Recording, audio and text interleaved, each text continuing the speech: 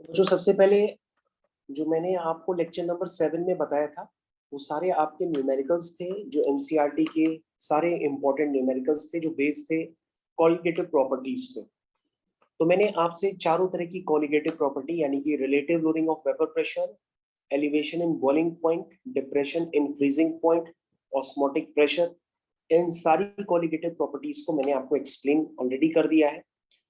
तो अब आप देख सकते हैं जो ये पिछले टर्म का है वो मैंने आपके पास दोबारा रिव्यू कर दिया है ताकि आप इसको दोबारा देख पाए, और इसी के आगे हम लोग यहाँ से नेक्स्ट कंसेप्ट स्टार्ट करेंगे। और मैंने बताया था कि आज हम लोग कुछ समझेंगे एबनॉर्मल मोलर मास के बारे में, जिसको हम लोग वांट ऑफ फैक्टर के नाम से जानते हैं, और हम लोग कुछ एनसीईआरटी क्वेश्चंस भी करेंगे। तो बच्चों सबसे पहले आपके पास कुछ डिफाइनिंग रिलेशनशिप होते हैं, उन डिफाइनिंग रिलेशनशिप को समझना पड़ेगा आपको। कि डिफाइनिंग रिलेशनशिप समझने के लिए सबसे पहले आप अपनी एनसीईआरटी के कुछ पेजेस ओपन कर लीजिए। जैसे ये मैंने एनसीईआरटी का आपका कॉलिगेटिव प्रॉपर्टीज के आगे पेज नंबर 286 ओपन किया है। अगर आपके पास बुक्स वगैरह है तो आप उसको ओपन कर सकते हैं, और ओपन करने के बाद मैं आपको कुछ यहाँ पर बातें भी समझाना स्टार्ट कर रहा हूँ। तो सबसे पहले बच्चों यहाँ पर आप एक टर्म इंट्रोड्यूस करने वाले हैं, उसका नाम होता है वांट ऑफ फैक्टर। तो वांट ऑफ फैक्टर का बेसिकली डिफाइनिंग रिलेशनशिप क्या होता है वो भी आप समझ लीजिए कि वांट ऑफ फैक्टर का डिफाइनिंग रिलेशनशिप क्या होता है। डिफाइनिंग रिलेशनशिप होता है वांट ऑफ फैक्टर का normal molar mass upon abnormal molar मास, या हम उसको कहते हैं observed colligative property divide by calculated colligative property, या हम आई को कहते हैं total number of moles of particle after association या after dissociation divide by number of moles of particle before association या बिफोर डिसोसिएशन। तो ये तीनों तरह की जो डेफिनेशन होती है वो बेसिकली जब हम लोग पढ़ते हैं तो समझ में तो कम आती है, लेकिन जब हम इनका एप्लीकेशन स्टार्ट करेंगे तभी ये धीरे धीरे हम लोग को क्लियर होती है कि इनमें बेसिकली हुआ क्या। सबसे पहले बच्चों, अगर आप क्लास 11th के स्टैंडर्ड्स पे जाएंगे तो क्लास 11th के स्टैंडर्ड्स में आप क्या कहते थे, आपके पास जैसे कोई इक्वेशन है, आपके लिखते थे let's say N2 plus thrice H2 that gives twice ammonia. तो बच्चों ये एक हैबर प्रोसेस से अमोनिया का मेथड ऑफ प्रिपरेशन होता है। और अगर आप कहते थे कि टाइम t इक्वल टू 0 पर नाइट्रोजन और हाइड्रोजन के मोल्स, अगर नंबर ऑफ मोल्स जो है नाइट्रोजन और हाइड्रोजन के वो a और b है, तो time t equal to t पर नाइट्रोजन के मोल्स और हाइड्रोजन के मोल्स बदल जाते हैं, क्योंकि ये नाइट्रोजन और हाइड्रोजन आपस में कंबाइन हो जाते हैं, और कंबाइन होने के बाद अमोनिया का फॉर्मेशन करते हैं। और जब इक्विलिब्रियम एस्टैब्लिश होता है तो इक्विलिब्रियम एस्टैब्लिश होने तक नाइट्रोजन और हाइड्रोजन के कुछ नंबर ऑफ मोल्स डिसोशिएट होते हैं और अमोनिया के कुछ मोल का फॉर्मेशन भी होता है। और eight the time of equilibrium का मतलब ये होता है, जिन्होंने क्लास 11th में कुछ भी नहीं पढ़ के आए हैं, तो इक्विलिब्रियम का मतलब ये होता है कि एक ऐसा टाइम आता है जिसमें फॉरवर्ड रिएक्शन का जो रेट होता है वो बैकवर्ड रिएक्शन के रेट के बराबर होता है। यानी कि नाइट्रोजन और हाइड्रोजन के जो कॉम्बिनेशन का जो रेट होगा वही अमोनिया के भी फॉर्मेशन का रेट होगा। इसको हम लोग कहते हैं at the time of equilibrium rate of forward reaction is equal to rate of backward reaction. लेकिन इक्विलिब्रियम आते आते हाइड्रोजन और नाइट्रोजन इनके नंबर ऑफ मोल्स डिसोशिएट हो जाते हैं और अमोनिया का फॉर्मेशन होता है। तो जब इक्विलिब्रियम बन गया, तो इक्विलिब्रियम जब मैनेज हो जाता है, स्टैब्लिश हो जाता है, तो हम उसमें ये देखते हैं कि नाइट्रोजन के अगर x मोल डिसोशिएट होते हैं तो हाइड्रोजन के 3x डिसोशिएट होंगे, क्योंकि नाइट्रोजन और हाइड्रोजन के मोल्स का रेशियो 1:3 है। और अमोनिया तभी बनेगा जब नाइट्रोजन और हाइड्रोजन के मोल्स का डिसोसिएशन भी 1:3 में होगा। तो आपको ये बात समझ में आना चाहिए कि इसके अगर x मोल डिसोशिएट होंगे तो उसके 3x होंगे, और नाइट्रोजन के थे पहले 0 तो बनेंगे कितने, 0 + 2x, दैट मींस 2x बनेंगे। तो बच्चों इस तरह से आप कुछ लिखा करते थे इक्विलिब्रियम कांस्टेंट बनाने से पहले। फिर आप इक्विलिब्रियम कांस्टेंट लिखते थे कि कंसंट्रेशन ऑफ अमोनिया का square divided by concentration of nitrogen into concentration of hydrogen का क्यूब। ऐसा कुछ आप क्लास 11th में इक्विलिब्रियम में पढ़ा करते थे। उस तरह से बच्चों अगर आपको और भी ध्यान हो तो मैं आपको और भी बातें याद दिलवाता हूं। आपके पास PCl5 भी हुआ करता था, तो PCl5 में भी आप ऐसा लिखा करते थे, आप लिखते थे PCl3 + Cl2। Time t equal to 0 पर इसके नंबर ऑफ मोल्स है x, तो time t equal to t पर जब इक्विलिब्रियम एस्टैब्लिश हुआ तो इसके x मोल डिसोशिएट हुए और इसके x और x बन गए। ऐसा कुछ आप लिखा करते। तो बच्चों ये जो डिसोसिएशन वाला फंडा है ये आपको क्लियर होना चाहिए। अगर आप वांट ऑफ फैक्टर पे बेस्ड कुछ समझना चाहते हैं, उसको न्यूमेरिकल्स में अप्लाई करना चाहते हैं, तो ये बातें आपको कुछ क्लियर होनी चाहिए। इसके बाद बच्चों सबसे इंपॉर्टेंट एक टर्म होता था, उसको हम लोग कहते थे डिग्री ऑफ डिसोसिएशन। क्या होता था? Degree of dissociation. तो यहाँ पे जब हम लोग पढ़ते हैं तो डिग्री ऑफ डिसोसिएशन और एसोसिएशन दोनों के बारे में पढ़ते हैं, लेकिन क्लास 11th में हम लोग ने डिग्री ऑफ डिसोसिएशन पढ़ा था और उसको इंडिकेट किया गया था, उसको हम अल्फा से इंडिकेट करते हैं।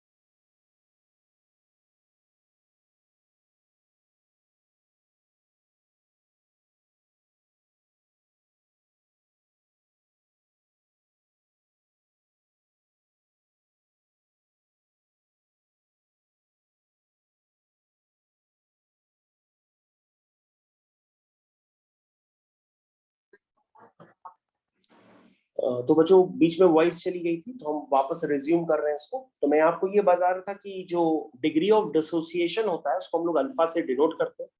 ये वीक एसिड वीक बेस के लिए डिफाइन किया जाता है। जैसे आपने सुना होगा कि एसिटिक एसिड बहुत ही ज्यादा वीक एसिड होता है, इसलिए हम इसको विनेगर की तरह यूज करते हैं।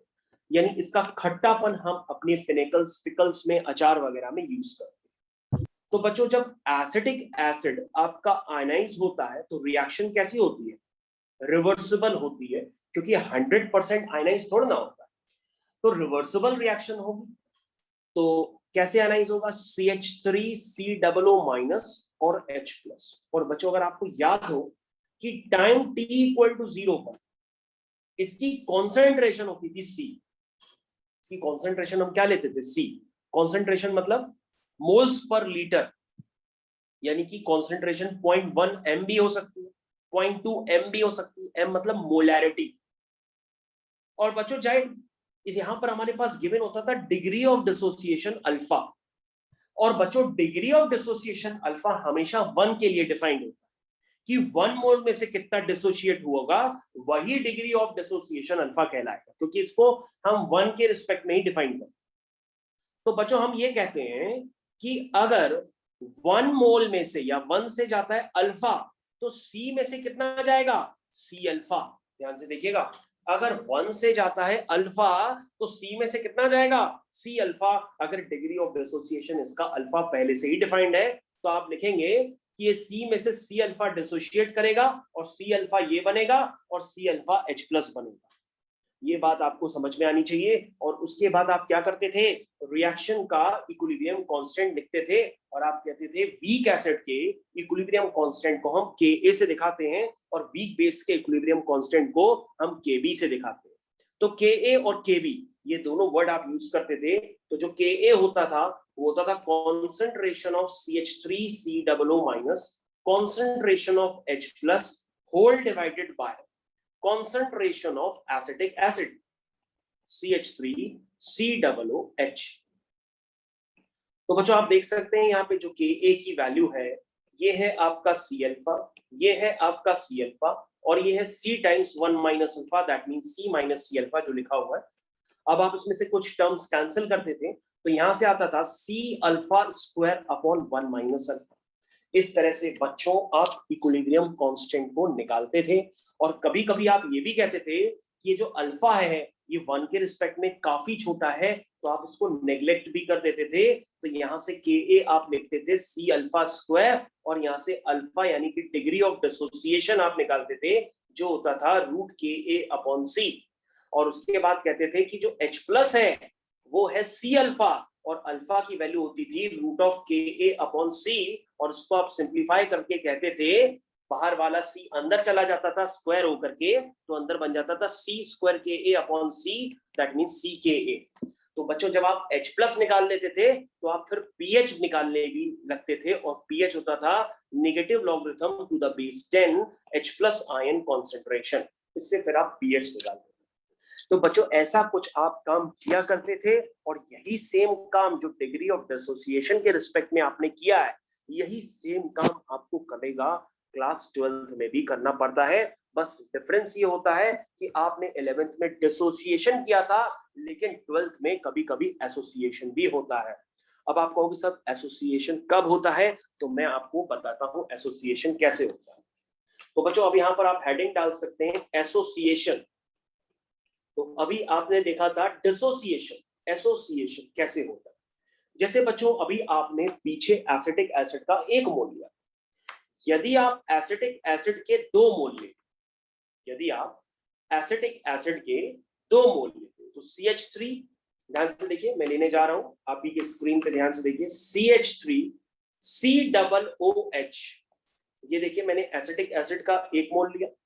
अब मैं एसिटिक एसिड का एक और मोल ले रहा हूं, ध्यान से देखिएगा, ये एसिटिक एसिड का दूसरा मोल है CH3 COOH। ठीक है, अब बच्चों यहां पर आप थोड़ा सा ध्यान से देखिएगा कि ये जब 2 मॉलिक्यूल्स हैं तो इनके बीच में आपको दिखाई देगा कि ऑक्सीजन के बगल में हाइड्रोजन आ गया, और ऑक्सीजन के बगल में अगर हाइड्रोजन आ जाता है तो वहां पे एक नए बॉन्ड का फॉर्मेशन हो जाता है, जिसको हम लोग कहते हैं हाइड्रोजन बॉन्ड। तो इसका मतलब अगर एसिटिक एसिड के 2 मोल्स आते हैं तो वो कंबाइन होकर के क्या बना सकते हैं, हाइड्रोजन बॉन्ड बना सकते हैं। तो हाइड्रोजन बॉन्ड आपने देखा, लेकिन ये रिएक्शन कैसे हुई कि आपने एसिटिक एसिड के 2 मोल लिए, और आपको कुछ देर बाद ये दिखाई दिया, कि ये दोनों मोल्स आपस में कंबाइन कर गए, और ये बन गया CH3COOH का होल ट्वाइस, यानी इसको हम क्या कहते हैं, एसोसिएशन। और अगेन अगर आपको degree of dissociation in terms of association बतानी हो, तो आपको एज्यूम करना पड़ेगा कि यहाँ पे डिग्री ऑफ डिसोसिएशन पहले अल्फा होती थी, तो अब यहाँ पे लिखेंगे डिग्री ऑफ एसोसिएशन, आप उसको अल्फा लेंगे। जब आप लेंगे तो आपको ये समझ में आएगा कि यहाँ पर अल्फा किस तरह से वर्कआउट करेगा। तो आप कहेंगे टाइम t = 0 पर इसकी कॉन्सेंट्रेशन थी C, टाइम t = T आया है ना, डिग्री ऑफ डिसोसिएशन अल्फा है, इसका मतलब 1 से गया अल्फा, तो C में से कितना गया, C अल्फा। तो बच्चों आप यहाँ लिखेंगे C - C अल्फा, और यहाँ क्या बनेगा, यहाँ बनेगा C अल्फा/2। ये बात आपको ध्यान देनी पड़ेगी, क्यों, क्योंकि वहां पे एसिटिक एसिड के 2 मोल्स थे, तो आपने कितना डिसोशिएट किया था 2 के लिए, C अल्फा, तो बनेगा कितना, C अल्फा/2, क्योंकि जब 2 के लिए 1 है तो 1 के लिए क्या होगा, आधा बनेगा, C अल्फा/2। तो बच्चों आप इस तरह से कंसेप्ट यूज करते थे एसोसिएशन। तो बच्चों ये कंसेप्ट आपको समझ में आना चाहिए। जब डिसोसिएशन होता है तो उसके केस में नंबर ऑफ मॉलिक्यूल्स पहले से बढ़ जाते हैं, तो वहां पे वॉन ऑफ फैक्टर क्या होता है, 1 से बड़ा होता है। जब नंबर ऑफ मॉलिक्यूल्स एसोसिएशन के केस में पहले से कम हो जाएंगे, तो वहां पर वॉन ऑफ फैक्टर I जो होता है वो 1 से छोटा होता है। तो आपको ये याद रखना पड़ेगा कि वॉन्ट ऑफ फैक्टर जो होता है उसको हम लोग I से रिप्रेजेंट करते हैं। ध्यान से देखिएगा, फिर से समझिए, जो वॉन्ट ऑफ फैक्टर होता है उसको हम लोग I से रिप्रेजेंट करते हैं, और कहते हैं कि अगर I 1 से बड़ा है तो डिसोसिएशन हुआ है, जैसे आपने इसके पहले देखा था। लेकिन I अगर 1 से छोटा है तो एसोसिएशन हुआ है। ठीक है, I की वैल्यू नेगेटिव नहीं होती है, 1 से छोटा मतलब 0 से 1 के बीच में है। ठीक है, तो बच्चों ये कंसेप्ट आपको समझ में आना चाहिए कि एसोसिएशन और डिसोसिएशन और हम लोग किस तरह से इक्विलिब्रियम कांस्टेंट लिखते हैं, ये सारी बातें क्लास 11th में थी, अब ये क्लास 12th में भी वापस रिपीट हो रही है। ओके बच्चों, तो मैंने वांट ऑफ फैक्टर को आपको सिंप्लीफाइड लैंग्वेज के फॉर्म में तो बताया ही है। तो अगर आप वांट ऑफ फैक्टर को बहुत प्रॉपर्ली लिखना चाहते हैं तो उसके लिए आप क्या करें, एक क्वेश्चन वगैरह कोई भी पकड़ लीजिए, उससे आपको पूरा समझ में आ जाएगा। तो बच्चों हम लोग एक क्वेश्चन ले लेते हैं, उससे सारी बातें हम लोग को धीरे धीरे ऑटोमेटिक क्लियर हो जाती हैं। तो कोई भी एक क्वेश्चन हम लोग यहाँ पे लेने की शुरुआत करने जा रहे हैं, तो आप रेडी हो जाइए। किसी भी एक क्वेश्चन को मैं लेने स्टार्ट कर रहा हूँ। तो आपकी स्क्रीन पर काफी सारे क्वेश्चन हैं, उसमें से मैं कोई एक क्वेश्चन ले लेता हूँ। वो क्वेश्चन है आपका ये वाला एग्जाम्पल, ठीक है। मैं इसको लेने की कोशिश कर रहा हूँ, अभी क्रॉप नहीं हुआ है फिर भी ले रहा हूँ। आपको यहाँ पे नजर आ गया होगा कौन सा क्वेश्चन मैं लेने की कोशिश कर रहा हूँ, पूरा मैंने ब्लैंक कर दिया है। तो इस क्वेश्चन को जब हम लोग करेंगे तो ऑटोमेटिक हम लोग के स्टैंडर्ड्स काफी सारे क्लियर हो जाएंगे। तो क्वेश्चन आपकी स्क्रीन पे है, पूरी तरीके से मैंने पिकअप कर लिया उसको। तो बच्चों आप देख सकते हैं आपकी स्क्रीन पे एक क्वेश्चन यहाँ पर इंडिकेट हो रहा है, उसको कृपया करके आप अभी ध्यान से देखिएगा। तो पूरी तरीके से अब आपके सामने वो क्वेश्चन आ गया, ठीक है। अगर इस क्वेश्चन का कोई दूसरा पार्ट भी है तो उसको भी हम लोग देख लेते हैं। नहीं, दूसरा पार्ट तो नहीं है, बस इसका थोड़ा सा सॉल्यूशन है, उसको हम मैंने कॉपी कर लेते हैं। अब आप इसको समझना स्टार्ट कर दीजिए बच्चों। क्वेश्चन पूरी तरीके से आपकी स्क्रीन पे अब इंडिकेट हो रहा है, इसको बस आपको समझना है, थोड़ा सा पेशेंस रखते हुए, बाकी काम हो जाएगा। तो बच्चों आप देख सकते हैं आपकी स्क्रीन पे वांट ऑफ फैक्टर को समझने के लिए एक आपके पास न्यूमेरिकल गिवन है। न्यूमेरिकल में लिखा है C6H5COOH, इसका नाम होता है बेंजोइक एसिड। ये तो पहले ही से गिवन है, बेंजोइक एसिड है। तो बच्चों अगर आप क्वेश्चन को मार्क करेंगे, तो मैं क्वेश्चन को बड़ा कर देता हूँ। क्वेश्चन में क्या लिखा है उसको पढ़ना धीरे धीरे स्टार्ट करिए, तभी समझ में आएगा। क्वेश्चन में लिखा है 2 gram of benzoic acid is dissolved in 25 gram of benzene. तो बच्चों बेंजीन की क्वांटिटी ज्यादा है, इसका मतलब बेंजीन सॉल्वेंट हो गया और 2 ग्राम बेंजोइक एसिड सॉल्यूट हो गया। यानी कि आपके पास WB गिवन है और WA गिवन है। शोज अ, ध्यान से देखिएगा, shows a depression in freezing point equal to 1.62 kelvin. बच्चों डिप्रेशन हो गया फ्रीजिंग पॉइंट में, बॉइलिंग पॉइंट में एलिवेशन होता है, तो फ्रीजिंग पॉइंट में डिप्रेशन होता है। तो यहाँ पे आपके पास डेल्टा TF गिवन है।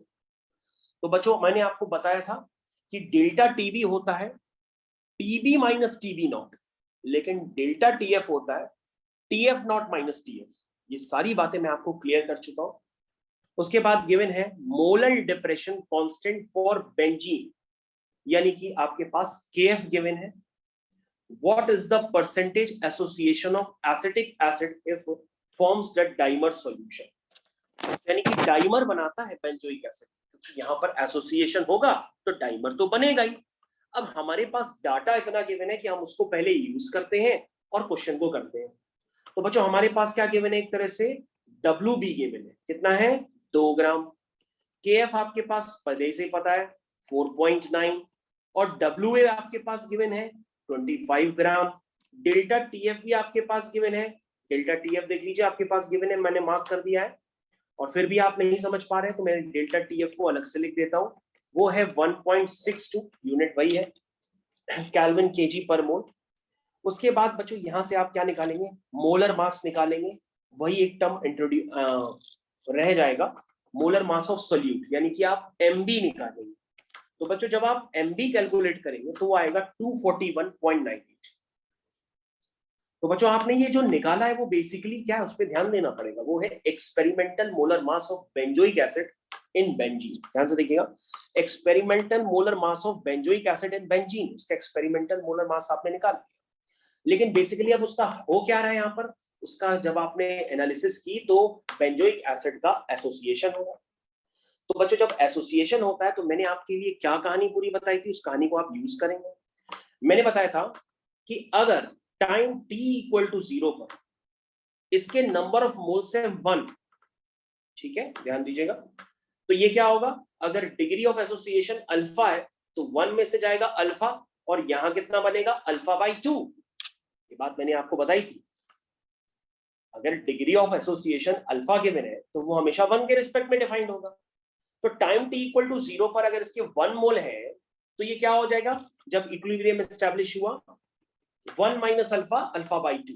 अब हम क्या करेंगे बच्चों, वांट ऑफ फैक्टर की डेफिनेशन लगाएंगे। वांट ऑफ फैक्टर क्या होता है, नॉर्मल मोलर मास, यानी कि आप बेंजोइक एसिड का नॉर्मल मोलर मास निकाल लेंगे। बेंजोइक एसिड का नॉर्मल मोलर मास कैसे निकालेंगे, वो होता है C6, ध्यान से देखिएगा भाई, वो होता है C6H5COOH। कैसे निकालेंगे इसका नॉर्मल मोलर मास, वो होगा नॉर्मल मोलर मास। कैसे निकालेंगे बच्चों, निकालो भाई, कैसे निकालेंगे, 6 × 12 + 5 प्लस कार्बन का 12, फिर ऑक्सीजन 2 है तो 16 × 2 = 32 प्लस हाइड्रोजन का 1।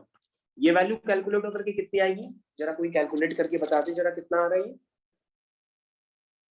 ये वैल्यू कैलकुलेट होकर के आ रही है 12 × 6 = 72 प्लस 12 और 5 17 प्लस 33, तो ये वैल्यू आ रही है बच्चों 122 ग्राम पर मोल। ये वैल्यू निकल गया, इसका मतलब ये नॉर्मल मोलर मास है। और बच्चों आपने कैलकुलेटेड यानी कि एबनॉर्मल मोलर मास तो अभी कैलकुलेट किया ही है, देखिए सबसे ऊपर कैलकुलेट किया आपने 241.98, ठीक है। तो बच्चों यहां से आपके पास आई की वैल्यू तो आई गई, कितनी आई गई आई की वैल्यू, उसको जरा कैलकुलेट कर लो, ये सॉल्व होके कितना आ रहा, ये वैल्यू सॉल्व होकर के कितनी आ रही है जरा कोई बता दे। जो भी वैल्यू ये सॉल्व होकर के आएगी इसको आप एक जगह प्लेस कर लीजिएगा अपने हिसाब से, ठीक है। अब बच्चों ध्यान से देखिएगा, अब आपको कुछ बातें बहुत ध्यान से समझनी पड़ेंगी, ठीक है। स्टार्ट करते हैं। तो बच्चों आपको देखना होगा कि जो बेसिकली आई होता है वो आई क्या होगा, अगर आप दूसरी डेफिनेशन के ऊपर जाएं, आई की 2 डेफिनेशंस थी आपके पास। एक डेफिनेशन थी normal molar mass upon abnormal molar mass, और एक डेफिनेशन आपके पास ये वाली है, total number of moles divided by total number of moles after और divide by total number of moles before. तो उसमें लगेगा आफ्टर एसोसिएशन और बिफोर एसोसिएशन। अब आप अपने पेज पे वापस जाइए। तो बच्चों एसोसिएशन से पहले नंबर ऑफ मोल्स कितने थे, तो तुम कहोगे सर वो 1 थे, तो नीचे 1 लिख दो। और एसोसिएशन के बाद कितने हैं, तो कहोगे सर बाद के लिए हमने टोटल नंबर ऑफ मोल्स हैं आपके 1 minus alpha plus alpha by 2। Alpha की जगह आप एक्स भी ले सकते हैं क्योंकि क्वेश्चन में यहाँ पर एक्स दिया गया है, तो 1 minus x plus x by 2। तो बच्चों आपका जो आई है वो ओवरऑल कैलकुलेट होकर के कितना आ गया है 1 माइनस एक्स बाई 2। तो ये वैल्यू कितनी आ गई, ये आ गई 1 माइनस अल्फा बाई 2, जिसको उन्होंने कुछ इस तरह से लिखा। तो बच्चों ये आई की वैल्यू आ गई। और बच्चों आई की जो वैल्यू है वो आपने कितनी लिखी है 122 divide by 241.98 is equal to 1 minus alpha by 2।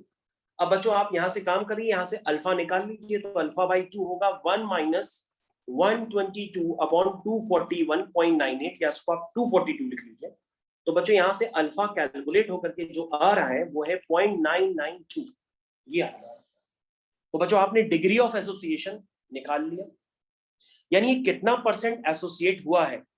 अगर परसेंटेज में निकालेंगे तो ये 99.2% एसोसिएट हुआ। कितना एसोसिएट हुआ है, ये 99.2% एसोसिएट किया है, क्योंकि अगर आप 0.992 में 100 मल्टीप्लाई करेंगे तो ये 99.2% एसोसिएट हुआ। तो परसेंटेज ऑफ एसोसिएशन आपसे पूछा गया था, तो परसेंटेज ऑफ एसोसिएशन आपने निकाला। तो बच्चों यहाँ पर आई की 2 डेफिनेशन है, हमने दोनों को यूज किया। एक बार मैंने normal molar mass upon abnormal molar मास उसको यूज किया, तो उससे मेरे पास आई निकल आया। और मेरे को एक बार अल्फा के टर्म्स में आई चाहिए था, तो मैंने आई को वहां से लिख दिया, ठीक है ना। तो आई की वैल्यू एसोसिएशन से पहले क्या थी, उसके नंबर ऑफ मोल्स थे 1, और एसोसिएशन के बाद टोटल नंबर ऑफ मोल्स कितने हैं 1 minus alpha plus alpha by 2। इससे आपके पास आई आ गया 1 माइनस अल्फा बाई 2, और दोनों आई को मैंने इक्वेट कर दिया, और आपके पास यहाँ से अल्फा निकल आया। और आपको परसेंटेज ऑफ एसोसिएशन चाहिए था, तो आपने इसमें 100 मल्टीप्लाई करके अपना फाइनल आंसर निकाल दिया। तो बच्चों ये क्वेश्चन है करने का, और ये वांट ऑफ फैक्टर यानी कि आई को समझने का सबसे बेस्ट एग्जांपल है कि आई किस तरह से आप डिफाइन कर सकते हैं। तो अब तक बच्चों को समझ में आ गया होगा कि आई का जो बेसिक फॉर्मूला है वो ये मैंने स्क्रीन पे आपके पहले ही डाल दिया था, ये normal molar mass divide by abnormal molar मास, ठीक है। और जो थर्ड वन वाला फॉर्मूला है वो भी मैंने आपको स्क्रीन पे पहले ही बता दिया। तो बच्चों यही फॉर्मूले बेसिकली यूज होते हैं और इनको ही हम लोग यूज करते हैं न्यूमेरिकल्स के लिए। तो आप इन पे डाल सकते हैं, तो ये वाला इंपॉर्टेंट है और एक ये वाला इंपॉर्टेंट है, बीच वाला कोई इंपॉर्टेंट नहीं होता। ओके, तो आई थिंक यहाँ तक आप समझ गए होंगे। अब बच्चों हम लोग वापस अपनी एनसीईआरटी की तरफ मूव करते हैं और देखते हैं क्या कोई ऐसा क्वेश्चन और भी है। तो यस, उसके जस्ट नीचे एक और क्वेश्चन भी दिया गया है बच्चों। तो बच्चों आप देख सकते हैं उसके नीचे जो जस्ट एक और क्वेश्चन दिया गया है, वहां पे डिसोसिएशन की बात, वहां पे डिसोसिएशन की बात है, तो आपको वहां पे समझना पड़ेगा। लेकिन न्यूमेरिकल करने का जो वो वे जो है वो वैसा ही है जैसा कि मैंने आपको बताया। तो बच्चों इसे आपको समझना पड़ेगा और इसमें जो फॉर्मूला यूज होगा वॉट ऑफ फैक्टर का, एक तो जैसा कि मैंने बताया थर्ड वन वाला, एक तो वो यूज होगा और एक सेकंड वन वाला इसमें यूज होता है, this is observed colligative properties divide by calculated colligative property. और इस क्वेश्चन में किस कॉलिगेटिव प्रॉपर्टी का यूज हो रहा, दिस इज फ्रीजिंग पॉइंट। तो बच्चों ये क्वेश्चन भी काफी ज्यादा इंपॉर्टेंट है, अगर आप करना चाहें तो मैं आपको उसके नोट्स में डाल देता हूं कि आप इसको ताकि घर पे कर लें। तो बच्चों ये भी क्वेश्चन काफी ज्यादा ही इंपॉर्टेंट है, अगर आप इसको कर पाए तो काफी अच्छी बात है, बाकी आपकी मर्जी, ठीक है। मैं इस क्वेश्चन को पिकअप कर लेता हूं और बता देता हूं। ये क्वेश्चन है बच्चों, मैं दोबारा इसको पिकअप करने की कोशिश कर रहा हूं, हो नहीं रहा है, जस्ट वेट। हो गया।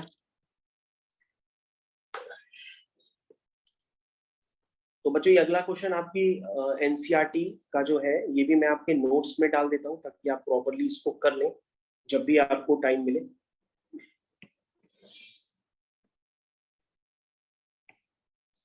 और ये क्वेश्चन इस तरह से है। तो आई थिंक सभी बच्चों को अब दिख तो रही है कि कौन से क्वेश्चन की मैं चर्चा कर रहा हूँ उतनी देर से, ठीक है।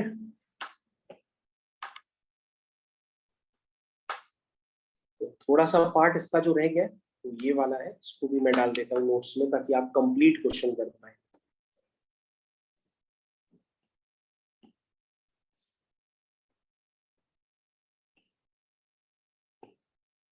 मुझे पूरा कंप्लीट क्वेश्चन आपकी स्क्रीन पे आ गया, आप करना चाहें तो उस पूरे क्वेश्चन को कंप्लीट कर सकते हैं,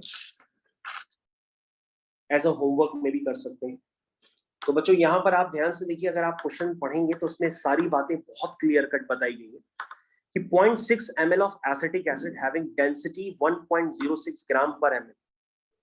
तो बच्चों ये क्वेश्चन काफी इजी मोड में है, अगर आप इसको करना चाहें तो बिल्कुल आप इसको कर सकते हैं। तो ये क्वेश्चन मैं आपको अभी होमवर्क में दे रहा हूँ, तो आप इसको होमवर्क में पूरी कोशिश करिएगा कि आप ही करें, फिर मैं आपको डिस्कस करके बताऊंगा कि ये क्वेश्चन बेसिकली में आपने कहाँ गलती की, उससे आप समझ जाएंगे। इसके बाद बच्चों आपके पास कुछ होमवर्क में भी पार्ट है, उस होमवर्क वाले पार्ट को आप कंप्लीट कर लीजिएगा और कंप्लीट करने के बाद मैं आपके अभी कुछ और क्वेश्चंस भी होमवर्क में बढ़ा रहा हूँ, वो भी क्वेश्चंस आपको करने पड़ेंगे। तो बच्चों आपको जो क्वेश्चंस करने होंगे वो क्वेश्चन नंबर 2.22 से लेकर के 2.30 तक है, ये सारे क्वेश्चंस भी आपके होमवर्क में है, ये भी आप करेंगे प्रॉपर तरीके से। NCERT solution class 12, NCERT chapter का नाम है सॉल्यूशन क्लास 12 और ये एनसीईआरटी पार्ट 1 का मैं जिक्र कर रहा हूँ, ये भी आपको करना है।